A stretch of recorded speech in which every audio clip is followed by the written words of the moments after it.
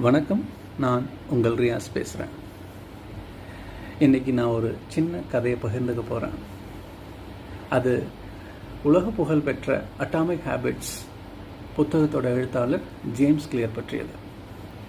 James clear தொடக்கத்தில் பெரிய எழுத்தாளர்லாம் கிடையாதுங்க.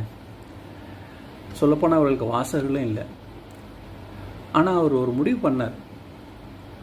நான் தினமும் 2 கட்டுரைகள் எழுதுவேன் அப்படின்ற அந்த ஒரு பழக்கத்தை ஏற்படுத்திக்கிட்டாரு. அதை தொடர்ந்து செஞ்சுக்கிட்டு வந்தார்.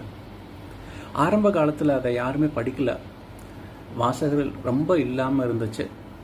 மெதுவாக அவருடைய அந்த சின்ன சின்ன கட்டுரைகள் 1000க்கும் மேலே மில்லியன் கணக்கான வாசகர்களுக்கும் போச்சு. பிறகு அந்த சின்ன பழக்கம்தான் அட்டாமிக் ஹேபிட்ஸ் அப்படின்ற அந்த ஒரு உலக புகழ்பெற்ற அந்த புத்தகமாக மாறிச்சு. இன்றைக்கி அந்த புத்தகம் 15 மில்லியன்ஸுக்கும் மேலே விற்பனை ஆயிருக்கு அப்படின்னா பிரமிப்பாக இருக்குல்ல. இந்த கதையில் நம்ம என்ன தெரிஞ்சுக்க போகிறோம்?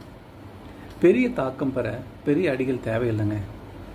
சிறிய வெற்றிகள் தொடர்ந்து செய்து அது நாளை உலகை மாற்றக்கூடிய பெரிய சக்தியாக மாறும் அப்படின்றதுல எந்த ஒரு சந்தேகமும் இல்லை.